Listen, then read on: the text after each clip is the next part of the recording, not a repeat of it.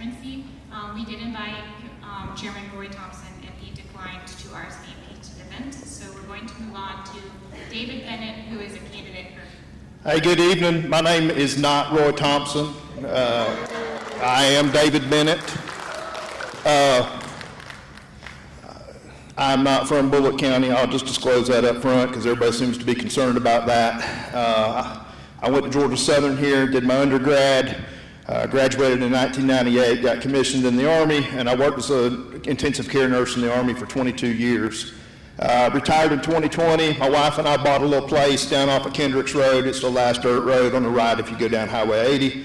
And there's a big swamp right behind it. I really just wanted to come back here and be left alone.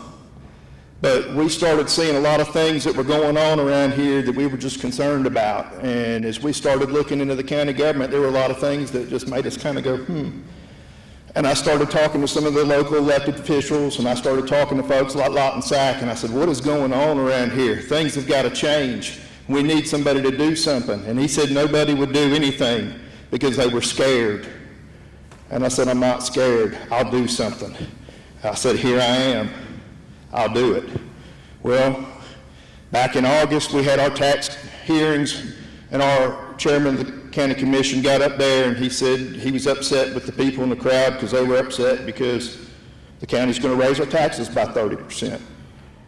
And he said, if you don't like the way I'm running this meeting, just run against me. So I said, okay. Here I am. I want to lower your taxes. We've got to be proactive in planning for the infrastructure in this county. Growth is coming. I'm not anti-growth, but this county is going to have to make a choice. We're either going to maintain our identity here now as a wonderful agrarian community with a wonderful little university in it, or we're going to turn into the annex of Pooler. There you go. We need better roads. We need a bigger hospital. There's more people coming. The hospitals in Savannah are full. I work as a flight nurse here in town. I take people over there all the time. I'll tell you, they're full. I'm happy to talk to you about issues anytime. Hit me up, call me. I'll drive to your house. I'll drink coffee with you, and I don't like coffee. But I'll talk with you. I want to tell you a story real quick, though, and this is more important to me than my campaign. So in January 2005, I was in this little town called Baghdad, Iraq. I got this year-long, all-expense-paid tour to hang out there. It was a wondrous year. It was the longest year of my life. My hair started to fall out then. January 2005, the Iraqis had their first national election ever. We were at work I worked at night, so I was asleep in the middle of the day. About 4 o'clock, somebody came and beat on my door. Said, get up, we've got a mass casualty coming in.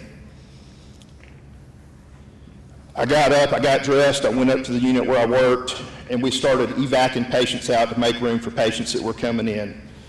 By the end of the day, which was about 28 hours later, we had taken in over 50 patients. 26 of them survived and stayed in the ICU. We kept noticing something kind of odd about a lot of these people. Men and women coming in, they had this little blue mark on their fingers. Come to find out, those people were standing in line or had just voted. The insurgents there in Iraq didn't want the government to take form, and they were trying to do everything they could to stop it. They had sent 3 insurgents in with explosive vests on into that crowd of people, and they detonated simultaneously.